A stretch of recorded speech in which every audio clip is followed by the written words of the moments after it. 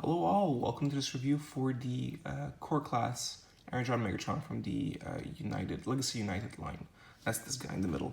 I have others just to compare them, other core class figures that are from Legacy or Kingdom, which preceded it. So it scales with it, even though, they were never in the same show together. So does scale matter at this point? There's nobody else comparing to. There's no other core class that's like Energon. But he is a fun little guy. We're going to get through him. I also wanted to have Grimlock here from the animated series. This was like their, I guess their one-step type of toys. It was the same price point around, of course, taking into account inflation and all that. And while people say that sizes have gone down, is that true? In this case, it is indeed true. And while other toys may have less or more articulation, in this case, they have as much articulation. Even like the feet transform the same. Even the feet have the same little joint, and there's ball joints on the shoulders. I'd say even Grimlock has like double elbows, so like he even has more articulation than Megatron, which doesn't bode well to show how prices have gone. In any case, at least, I don't know if you prefer the fact that he's not a one-step, there's that. But sure, there was a time when in the animated line you could have a really, really nice deco and good articulation and a nice representation of your toy for the same price and slightly bigger too. So I'll put them to the side. Now we're going to deal with our friend Energon Megatron here. So there's a few things that you can have in the robot mode. You see here you have the accessory that is like the tank turret. And what this was supposed to be back in, especially like this part's the tank. This is like a sword. In the original toy, they were separated pieces. You would plug this inside, and this tank represented the previous Ultimate that he had, which was a tank in the Armada line. So I'll put it to the side, show you he has two guns, and these guns can be placed like so, but they can also be placed on his shoulders. Now, I did say he was a fun little guy. In terms of looks, he's fun, but the toy itself, honestly, I don't recommend. Don't recommend to parents. Don't recommend much to fans. There's for parents, there's some frustrating aspects that I'm going to get to very soon. So that's how he looks like this. Take that out, and I'll put them maybe like so. That's how they look like when he's transformed. The annoying aspect about him is this joint here. So first of all, I don't really like how it goes. This technically is supposed to be the knee, and yet when you flip it, you get this. So that's very unsightly. Not only that, but also there's a very weak connection here.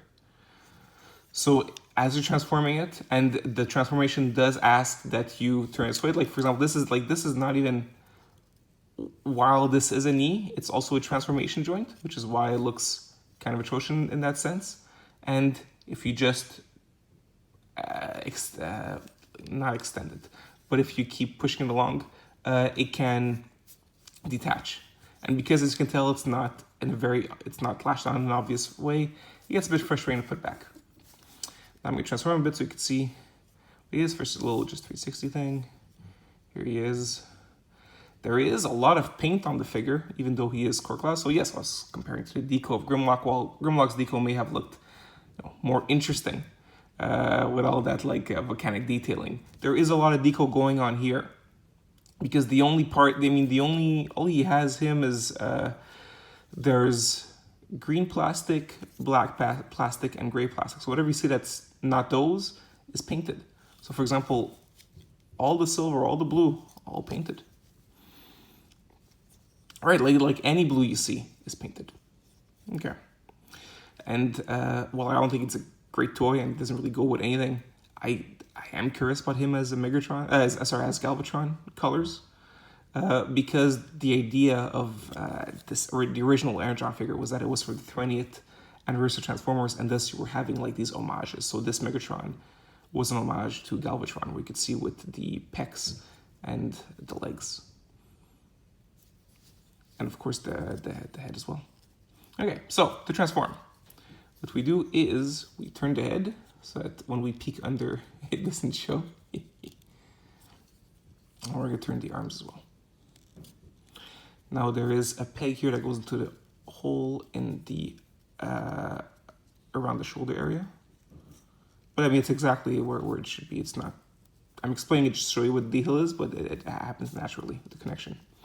Now this part I find a bit odd. It's the back. I'm just gonna bring the top here. Once again, it fits inside these peg holes.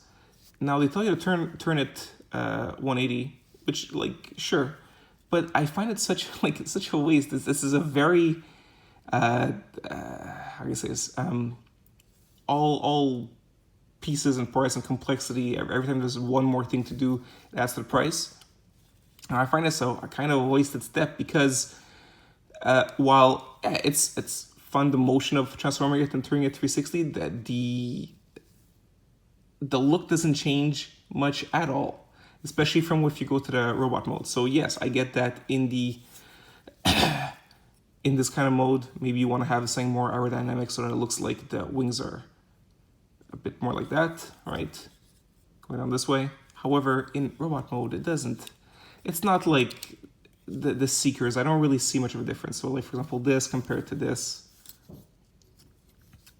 I don't see a huge difference. I mean, the amount of money I could spend on or having more interesting transformation, I feel this is a waste of funds. Like, for example, what I find kind of ugly is the next thing. So instead of, I mean, what they could have done is find a more interesting way of dealing with the arms of transformation, because the arms, all you do is you turn them upwards. I find that very unelegant. It also breaks up the fact that, you know, we had to secure this area. Oh yeah, I have to turn it again because I didn't do it. Okay, now for the legs, what you're gonna do is you're gonna flip the feet up. And that's the step I was talking about. So these will turn, and you're going to have this, we'll call it a peg, fit into the hole that you see here. There. So that's what we'll do.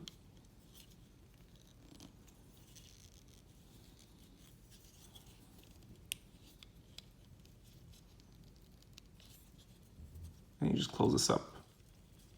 Like I said, nothing really pegs. There's nothing pegging the wings, and that's the mode. Like I said, it doesn't. Like I said, you don't get something really nice. Here I'm trying to get so that this ends up being angling straight, but because you have the arms in a way, that's not easy.